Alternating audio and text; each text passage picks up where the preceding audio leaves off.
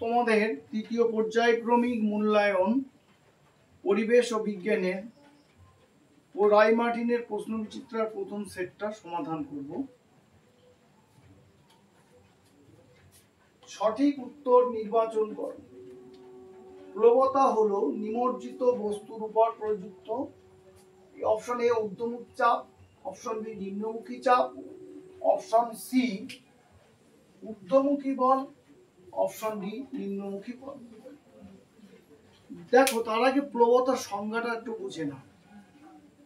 কোন বস্তুকে কোন তরল বা গ্যাসীয় পদার্থে আংশিক বা সম্পূর্ণভাবে নিমজ্জিত করলে ওই তরল বা গ্যাসীয় পদার্থ বস্তুটির উপর একটা ঊর্ধ্বমুখী বল প্রয়োগ করে। এই ঊর্ধ্বমুখী বলকে বলা হয় প্লবতা।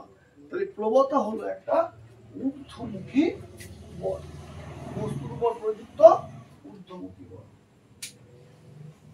দুইয়ের দাগে দেখো, যে প্রতিবিম্বকে পর্দায় ফেলা যায় তাকে বলা হয় অপশন এ সদ্বিম্ব, অপশন বি অসদ্বিম্ব, অপশন সি সাধারণ বিম্ব, অপশন ডি তির্যক বিম্ব।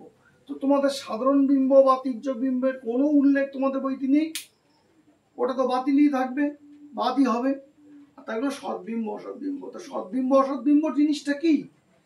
যে প্রতিবিম্বকে চোখে দেখা যায় এবং পর্দায় ফেলা যায় সেটা সদ্বিম্ব, আর যে প্রতিবিম্বকে চোখে দেখা যায় কিন্তু পর্দায় ফেলা যায় না সেটা অসদ্বিম্ব। তাহলে পর্দায় ফেলা যায় সদ্বিম্ব, তাহলে সঠিক উত্তর সদ্বিম্ব।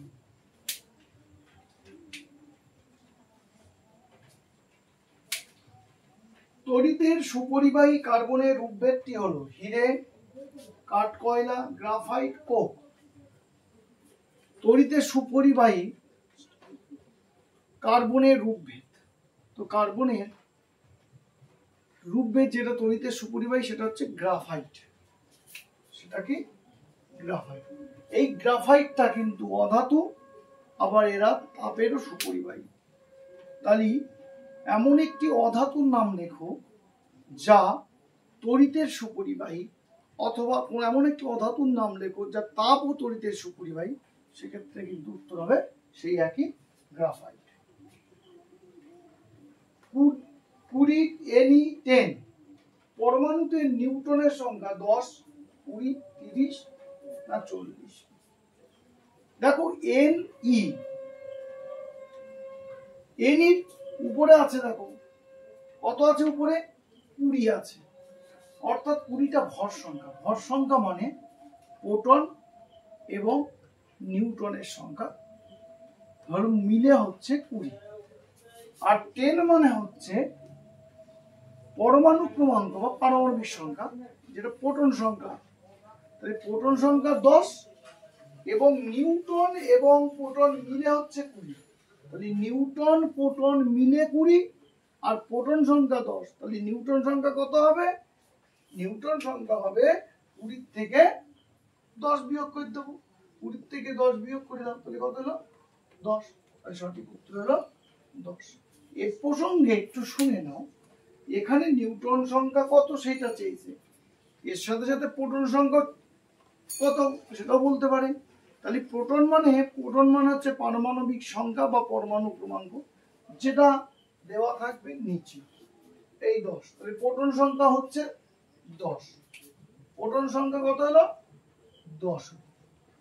পরমাণুতে যতগুলি প্রোটন থাকে ঠিক ততগুলি ইলেকট্রন থাকে। তাহলে প্রোটন যদি 10 হয়, ইলেকট্রন হবে 10। আর নিউটন সংখ্যা তো বলেই দিলাম, নিউটন সংখ্যা কি হবে? 20 বিয়োগ 10, 10 সেটা বলেই দিয়েছে আগে। তাহলে সঠিক উত্তর 10। এবার প্রদত্ত কোনটি ঠান্ডা জলের সঙ্গে বিক্রিয়ায় H2 গ্যাস উৎপন্ন করে? Fe মানে আয়রন বা লোহা, aluminium, Al, Na sodium, Cu copper বা তামা। তো দেখো তড়িৎ রাসায়নিক শ্রেণীতে সবার উপরে আছে সোডিয়াম এবং পটাশিয়াম। এই দুটো ধাতু ঠান্ডা জলের সাথে বিক্রিয়া করে হাইড্রোজেন গ্যাস উৎপন্ন করে। এখানে সোডিয়ামের পরিবর্তে পটাশিয়ামও কিন্তু দিতে পারত, সোডিয়ামের পরিবর্তে কিন্তু অপশনে পটাশিয়ামও থাকতে পারত। সোডিয়াম আর পটাশিয়াম, এরা ঠান্ডা জলের সাথে বিক্রিয়া করে হাইড্রোজেন গ্যাস উৎপন্ন করে।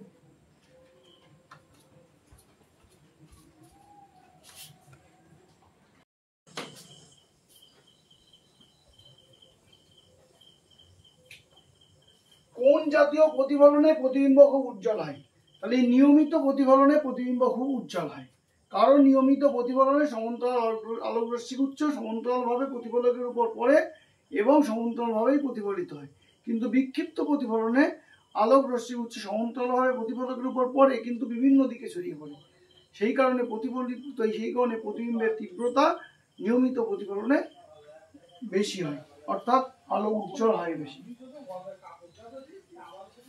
পরের প্রশ্ন, তরলের ঘনত্বের সঙ্গে চাপের সম্পর্ক সমানুপাতিক না ব্যস্তানুপাতিক? দেখো, তরলের ঘনত্ব যদি বাড়ে তাহলে চাপ বাড়বে, তরলের ঘনত্ব কমলে চাপও কমে। তাহলে একটা বাড়লে অন্যটা যদি সঙ্গে সঙ্গে বেড়ে যায় কিংবা একটা কমলে যদি অন্যটা কমে যায়, তাহলে সেই সম্পর্ক হচ্ছে সমানুপাতিক সম্পর্ক। আর একটা বাড়লে অন্যটা যদি কমে যায় কিংবা একটা কমলে অন্যটা যদি বেড়ে যায়, সেটা হয় ব্যস্তানুপাতিক সম্পর্ক। তাহলে এক্ষেত্রে সমানুপাতিক সম্পর্ক। তাহলে দেখো কি লিখেছি, তরলের ঘনত্ব বেশি হলে চাপ বাড়ে, আবার তরলের ঘনত্ব কম হলে তরলের চাপ কমে, তাই তরলের ঘনত্বের সঙ্গে চাপের সম্পর্ক সমানুপাতিক। নেক্সট প্রশ্ন, এমন একটি গ্যাসের উদাহরণ দাও যা নিজে জ্বলে কিন্তু অপরকে জ্বলতে সাহায্য করে না। এর উল্টোটাও দিতে পারে, এমন একটি গ্যাসের নাম লেখো যা নিজে জ্বলে না কিন্তু অপরকে জ্বলতে সাহায্য করে, এরকম উদাহরণ দিতে বলতে পারে। তাহলে নিজে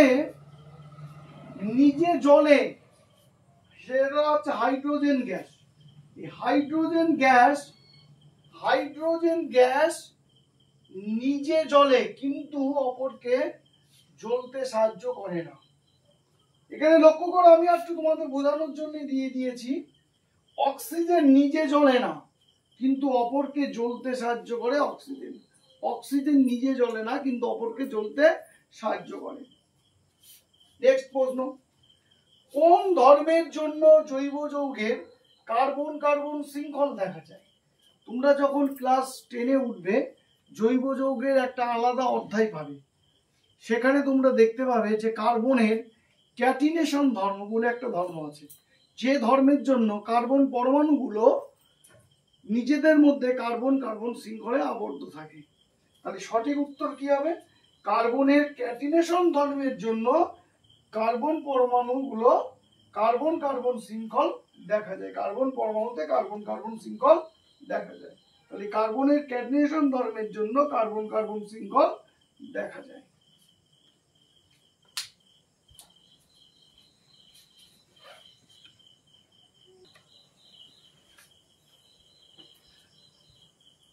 দেখো এবার মূলক কি? মূলক জিনিসটা কি? মূলক হচ্ছে একাধিক পরমাণু জোটবদ্ধ হয়ে যে আয়ন তৈরি করে তাকে বলা হয় মূলক বা র্যাডিক্যাল। একাধিক পরমাণু জোটবদ্ধ হয়ে যে আয়ন তৈরি করে তার নাম হলো র্যাডিক্যাল বা মূলক। যেমন পটাশিয়াম মূলক, সালফেট মূলক, নাইট্রেট মূলক, অ্যামোনিয়াম মূলক, কার্বনেট মূলক, বাইকার্বনেট মূলক, এগুলো সবই মূলকের উদাহরণ। তো তোমাদের অনেক ক্ষেত্রে পরীক্ষায় দেয় যে একটি ধনাত্মক মূলকের নাম লেখো, একটা ঋণাত্মক মূলকের নাম লেখো।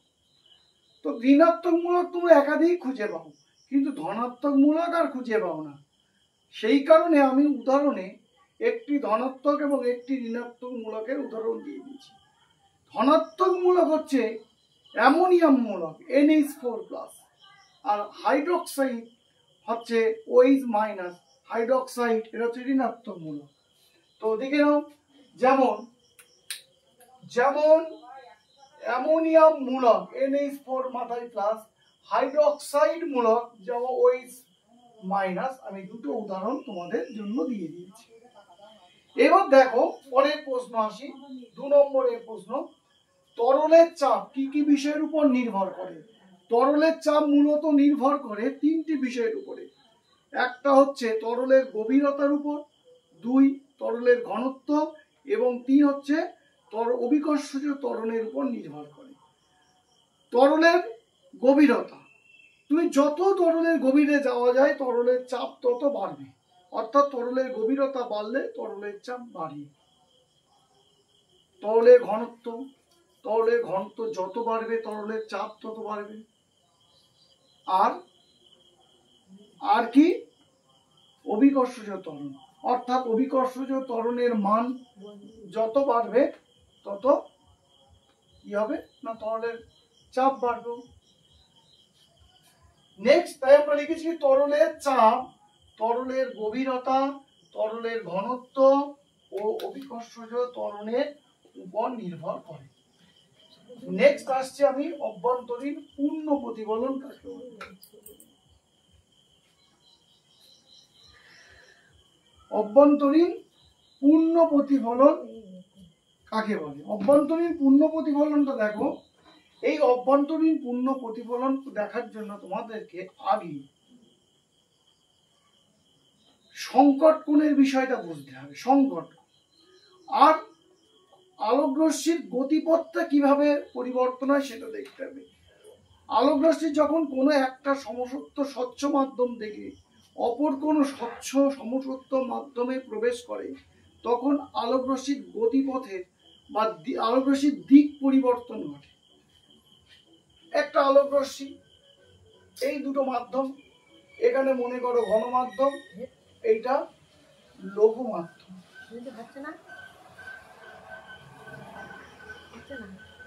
কেন?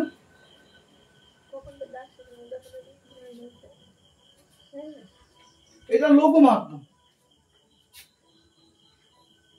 আলোকরশ্মি এই ঘন মাধ্যম থেকে লঘু মাধ্যমের দিকে যাচ্ছে, তো যাওয়ার কথা যদি কি মাধ্যম না থাকতো আলোকরশ্মি এইভাবে যেত সোজাসুজি, কিন্তু আলোকরশ্মি এইভাবে যাবে না।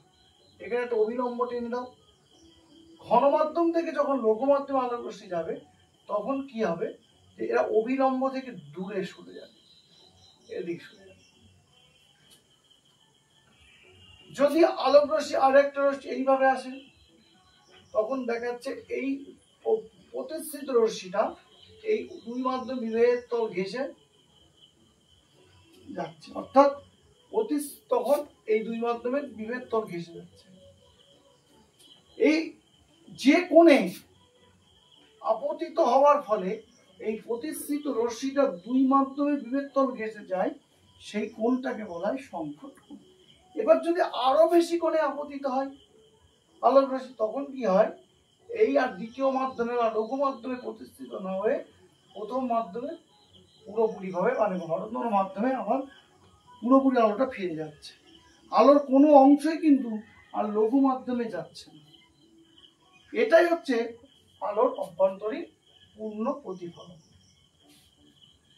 দেখো কি লিখেছি, ঘন মাধ্যম থেকে লঘু মাধ্যমে প্রতিষ্ঠিত হওয়ার সময়, এটা কিন্তু আলোর অভ্যন্তরীণ পূর্ণ প্রতিফলনের একটা শর্ত। আলোর অভ্যন্তরীণ পূর্ণ প্রতিফলনের শর্তগুলো লেখো, এরকমও প্রশ্ন দেয়। তখন সেক্ষেত্রে আমরা কি করব, 1 নম্বর পয়েন্টে কিন্তু দেব আলোক রশ্মিকে অবশ্যই ঘন মাধ্যম থেকে লঘু মাধ্যমে প্রতিষ্ঠিত হতে হবে, এটা 1 নম্বর শর্ত।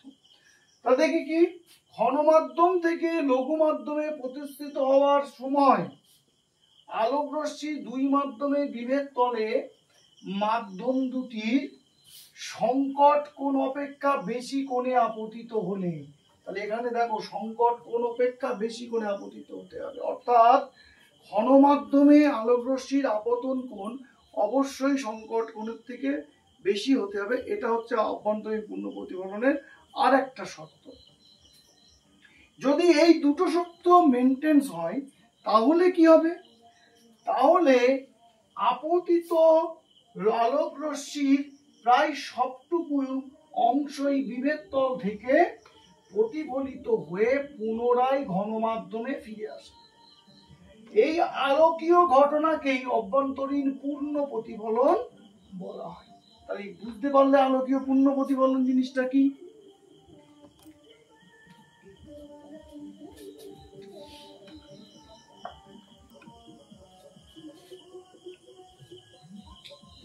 নেক্সট প্রশ্ন, কঠিন ও তরলের একটি করে বৈশিষ্ট্য দেব। কঠিন ও তরলের একটি করে বৈশিষ্ট্য দেখো। কঠিনের বৈশিষ্ট্য কি লিখেছি, নির্দিষ্ট চাপ ও তাপমাত্রায় কঠিন পদার্থের আকার ও আয়তন সর্বদা নির্দিষ্ট থাকে। অর্থাৎ কঠিন পদার্থের নির্দিষ্ট আকার এবং আয়তন আছে। আর তরলের বৈশিষ্ট্য কি লিখেছ, নির্দিষ্ট চাপ ও তাপমাত্রায় যে কোনো তরলের একটি নির্দিষ্ট আয়তন আছে, কিন্তু এদের কোনো নির্দিষ্ট আকার নেই। অর্থাৎ তরল পদার্থের আকার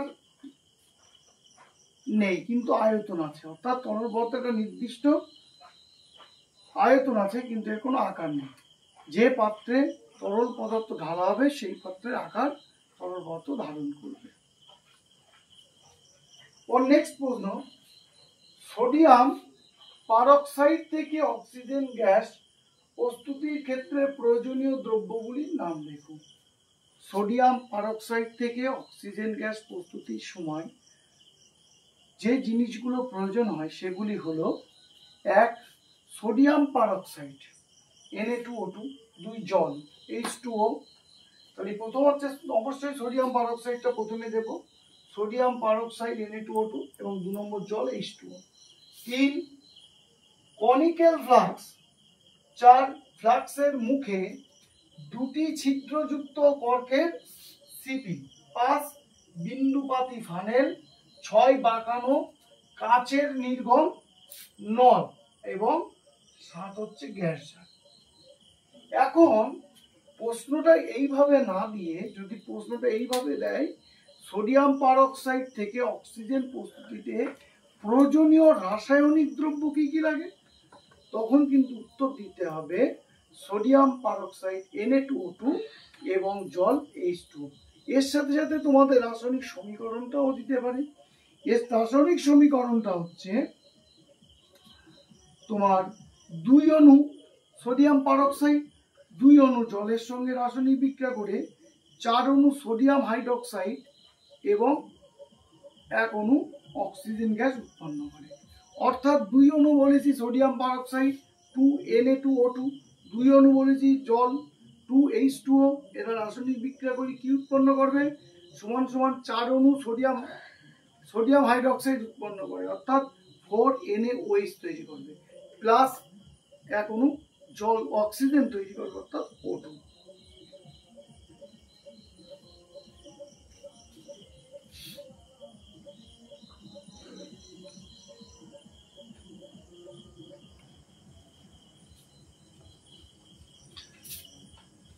দেখো সক্রিয় চারকোল কি, সক্রিয় চারকোল কি, গ্যাস কার্বনের একটি ব্যবহার লেখ। সক্রিয় চারকোল কি, গ্যাস কার্বনের একটি ব্যবহার লেখ। বিশেষভাবে তৈরি চারকোল তার পৃষ্ঠতলে অনেক গ্যাস অণুকে ধরে রাখতে পারে, একে বলা হয় সক্রিয় চারকোল। তাহলে সক্রিয় চারকোলটা হচ্ছে বিশেষভাবে তৈরি একটা চারকোল যার পৃষ্ঠতলে অনেকগুলো গ্যাসের অণুকে ধরে রাখতে পারে, সেটা হচ্ছে সক্রিয় চারকোল।